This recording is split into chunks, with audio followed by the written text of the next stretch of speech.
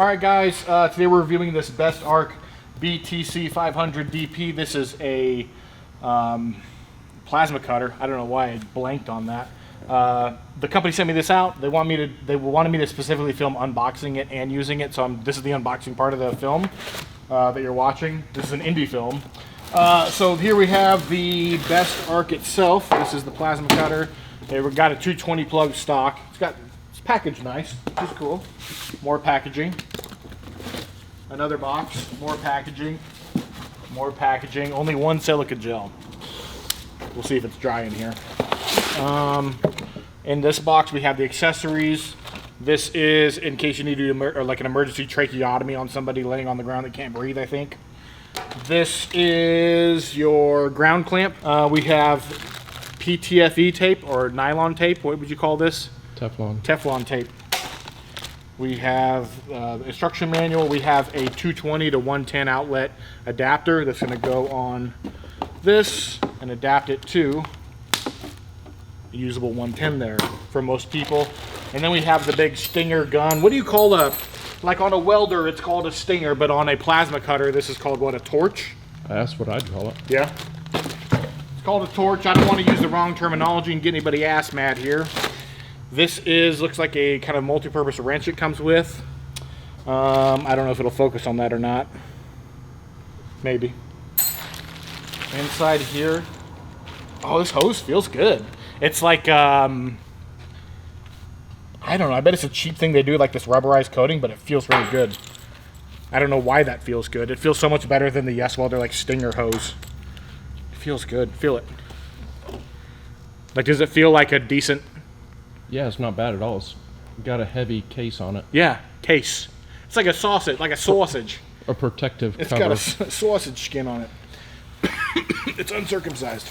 All right. This is me unboxing. We're gonna put it together, and we have a real world scenario where Dale, I'm gonna link his channel down below. He's doing a review on a Yes Welder flux core welder, right? Yep. And then we're using this to cut the piece of the thing off. It's part of a trailer hitch. So he's been grinding on that, and then we're gonna use this to cut. So we're gonna do a real world test, an actual thing, instead of just like cutting on just random pieces of metal and giving you stats, which is boring. So we're gonna put it all together. We'll be right back. Setting this thing up, and quick tip: will you show me that one right there? Grab that one.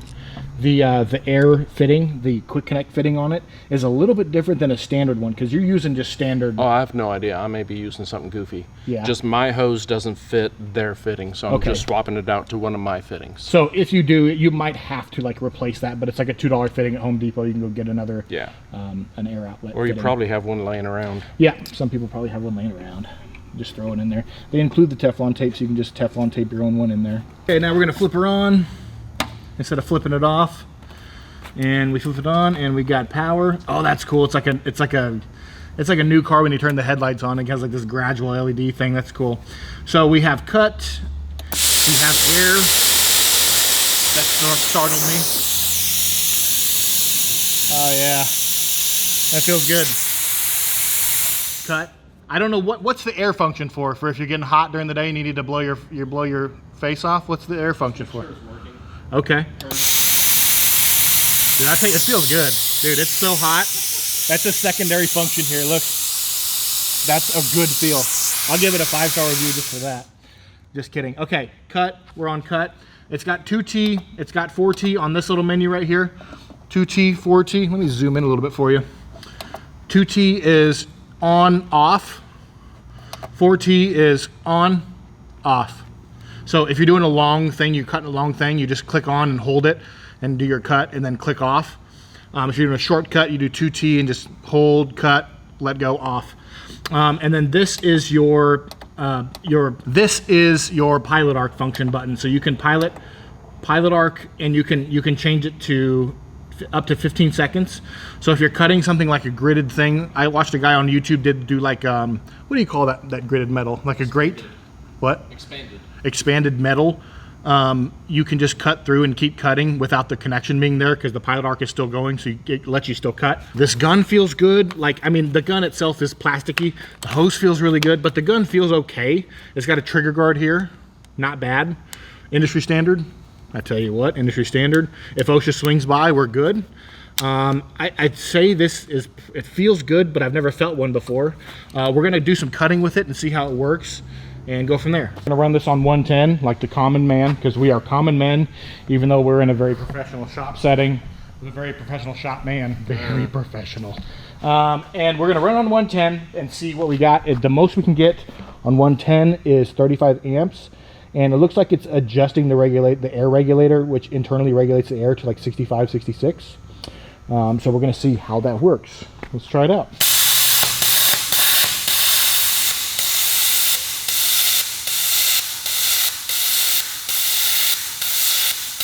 Get that tip right down on it. That's what she said. Oh, okay. What was it? We just blew a breaker. All right, we're going down to 20 amps to match our breaker instead of 35. If that makes any sense. Yeah.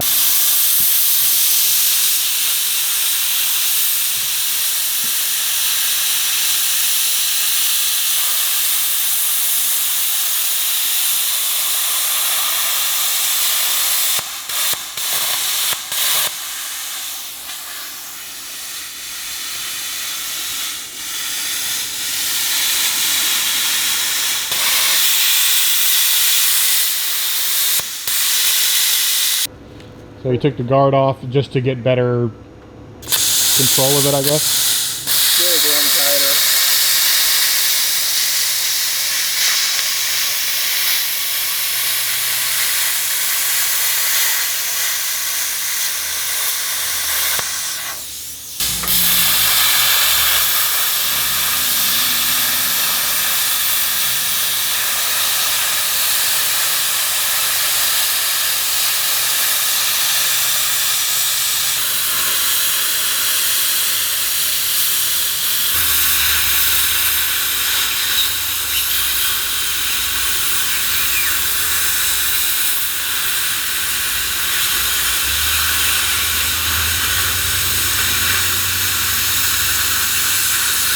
We use it on 110.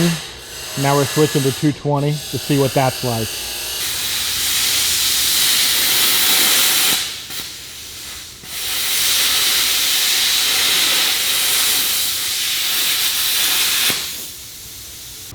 Okay, so Dale just used the Bestarc plasma cutter. There was what, 3 layers or 2 layers of metal on there, right? It was laminated on, How which thick? sucks. Oh, it was laminated on there? Yeah. How thick was the metal? It was that thick? All total, it was a little over a 1/4 inch. 1/4 inch? Probably 5/16, 3/8 all total. Okay, and then so let's first start. Like, what do you think? The price of, like, what does that machine cost? Do you think? Like, what do you think people would pay for that? What do you think it's listed for? It's if I was to buy it, I'd expect like $300-400, $400 or $500 in that range. What if I was to tell you it's only $13? Kidding. I was like, I didn't want to tell Dale the price so he could say the price. It's like $120, I think. Yeah, I was wrong. It's $250. Is it? Yeah, it's $250. Okay. So yeah, so it costs $249. $249. Do you think that's worth it for $250? Yes. What does a plasma cutter cost, like, in the industry? Like, if you're to go, where do you have one here? Yeah, I got an ESOB. An ESOB? What did that one cost? A lot. Like $2 million? What are you saying? It was like a couple grand. Okay, yeah, okay. And is this even close to comparable to that ESOB? No. No? But for $250, I mean, it's a good piece of equipment.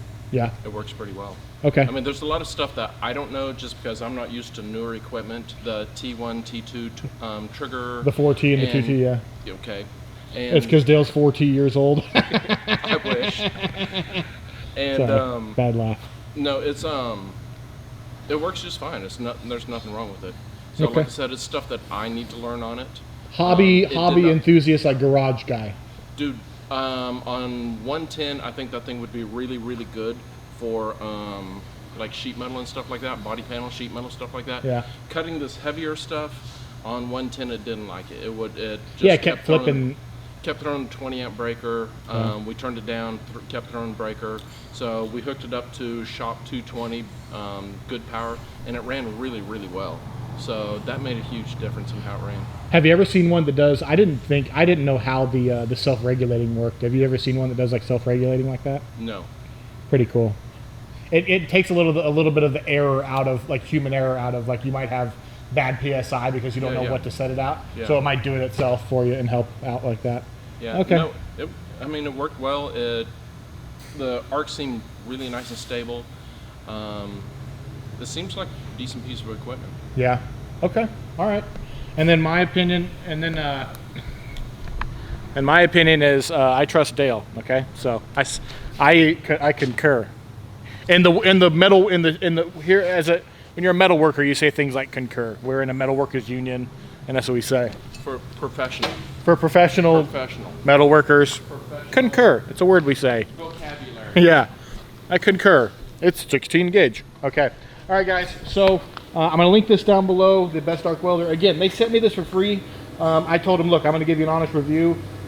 Like Yes Welder sent me the welder the other day, and we kind of, I mean, we didn't fully trash it, but we showed you some things wrong with it. This, it didn't really, nothing broke when we assembled it, which is a step in the right direction.